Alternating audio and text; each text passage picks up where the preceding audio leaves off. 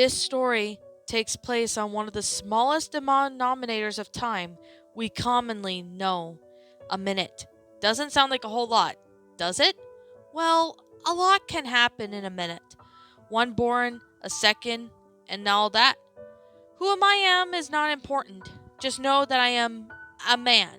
There you go. No more questions now. Let's continue. The year is 1960. Hold on. You say I thought that the first man in space was in 1961? 12th of April, right? Sure, yeah. That's the recorded date. When Yuri Gagarin orbited the Earth with his Voltos craft, this story refers to those who haven't been recorded. Faces without names, without records, their families shipped off to some Siberian hellhole for life. The price you pay for failure. One cosmonaut will enter space on this date. No one knows yet, and even the date when he first enters will be deliberately lost, sans the year. That way, if something ever goes wrong, the Soviet government can deny it.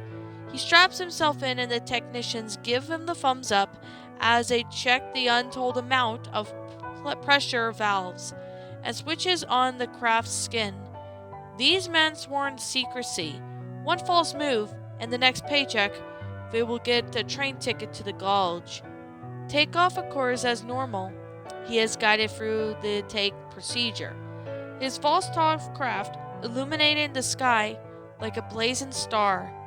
The observers and command control center staring on awe as several tons of Russian metal extends its arm into the world. Hours, minutes, and seconds pass, and this man is the first one in space. He feels elation, pride, and for a feeling of warmth, being cramped in the cabin of his Vostok. The ground is controlled by very pleased for, Russia has officially won the space race. America will be shamefaced when the news gets out.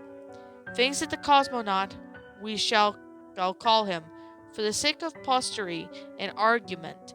The Cosmonaut 1 looks around his craft, a single tear escaping his eyes as he stares into the world in front of him. Contents and countries reduced to misshapen into lumps of lamb on a marble deep blackened around him. But something goes wrong. A minute starts here.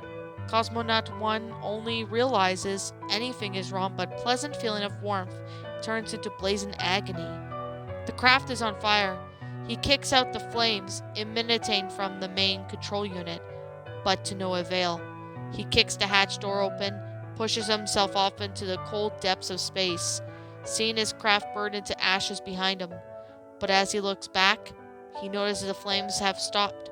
Of course, the fire pyramid. Fire needs oxygen, and while none of that exists here, suddenly terror overtakes him. He's floating. No lifeline, no way back. Only then he realized what he must do now. 30 seconds. It is better this way. I won't suffocate slowly. How long do I have?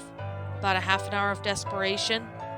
Reaching behind himself, Cosmonaut flicks one of the quick-release valves in their air tanks and pull out the hose immediately.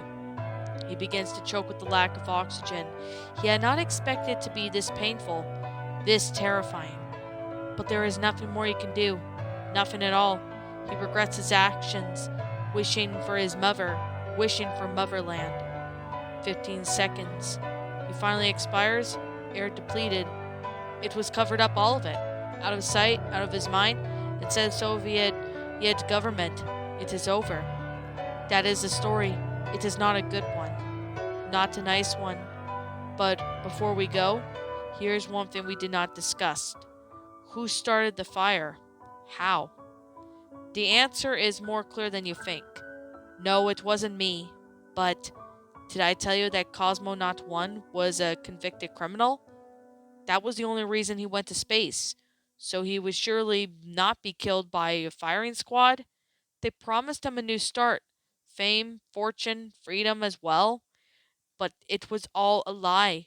All of it. There is more to this tale, but Alice, that is for another day, for another time.